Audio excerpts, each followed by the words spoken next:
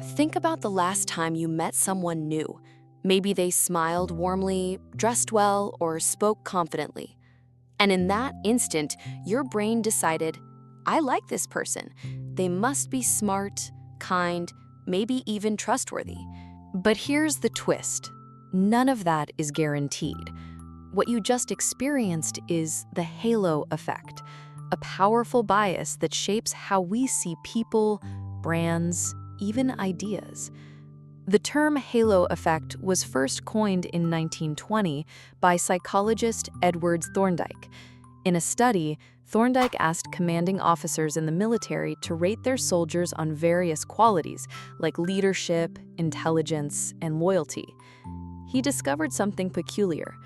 A high rating in one area, such as physical appearance, often correlated with high ratings in completely unrelated areas. It was as if a single positive trait cast a halo, illuminating the entire person in a positive light. At its core, the halo effect is a cognitive bias, where our overall impression of a person, brand, or object influences our feelings and thoughts about their specific traits. It's a mental shortcut that allows us to make quick judgments without having to analyze every single detail. Our brains are wired to conserve energy, and creating a simple, coherent narrative is easier than grappling with the complex and often contradictory nature of reality. If we like one aspect of something, we have a tendency to let that positivity spill over and color everything else. Physical attractiveness is perhaps the most classic and well-researched trigger for the halo effect. Society often subconsciously equates beauty with goodness. Attractive individuals are frequently perceived as more intelligent, successful, and sociable. This isn't a conscious, deliberate thought process. It's a subtle, automatic assumption our minds make, deep below the surface of our awareness.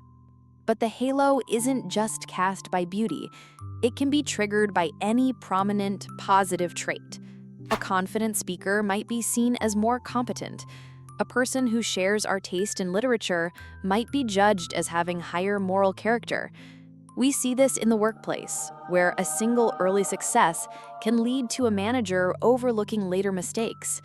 We see it in marketing, where our love for one product from a brand like Apple can convince us that all their products are equally revolutionary. And this phenomenon has a dark twin, the horns effect. Just as a single positive trait can create a halo, a single negative one can cast a shadow over our entire perception. A typo on a resume might lead an employer to assume the candidate is lazy and careless in all aspects of their work. A socially awkward first impression can lead us to unfairly judge someone as unintelligent or unkind. This reverse halo effect can be just as powerful and just as misleading. So why does this happen? Psychologically, it's tied to our deep-seated need for cognitive consistency. We are uncomfortable with ambiguity and contradiction. It's mentally taxing to hold two conflicting ideas at once. For example, that a person who is kind can also be dishonest. To resolve this discomfort, our minds often smooth over the inconsistencies, creating a more simplified, coherent, but ultimately less accurate picture. The implications of this are profound and far-reaching. In the classroom, a well-behaved student might be perceived by a teacher as more intelligent than their actual performance suggests.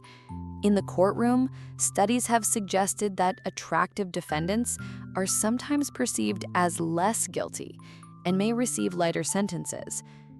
The halo effect isn't just a harmless mental quirk. It can have very real and significant consequences, subtly shaping opportunities and outcomes in ways that are deeply unfair. But here is where the story becomes more personal, more intimate. To understand the halo effect is to hold a mirror up to our own minds. It forces us to confront the uncomfortable truth that our judgments are not always as rational or objective as we believe them to be. We are all, in a sense, storytellers. And the stories we tell ourselves about others are often based on the slimmest of first chapters. Think about your own life. The people you admire, the leaders you trust, the partners you choose. How much of your perception is built upon a single shining quality that has cast a halo over the rest? And, more uncomfortably, who have you dismissed because of a single flaw that created a set of horns? This isn't about striving for some impossible standard of perfect objectivity. We are human, and these mental shortcuts are part of our cognitive toolkit for navigating a complex world. But awareness is the first and most crucial step toward wisdom. Recognizing the existence of the halo is the beginning of learning to see beyond it. So how do we begin to peer through this ethereal glow? The key seems to be a deliberate slowing down of our thought processes. When we make snap judgments, we are at the mercy of our biases. By consciously taking more time, we allow the more analytical, deliberate parts of our mind to catch up. We can also make a conscious effort to gather more specific information. Instead of relying on a general impression of a coworker, we can look at the actual data of their performance on different tasks. We can actively challenge our own first impressions by asking ourselves, what evidence do I actually have for this belief? Another powerful technique is to seek out multiple perspectives. A judgment formed in isolation is more likely to be biased. By discussing our impressions with others who may have seen a different side of the person or situation, we can start to build a more multifaceted and nuanced understanding. It's about moving from a simple photograph to a three-dimensional sculpture. Ultimately, navigating the halo effect is about cultivating a certain kind of intellectual humility.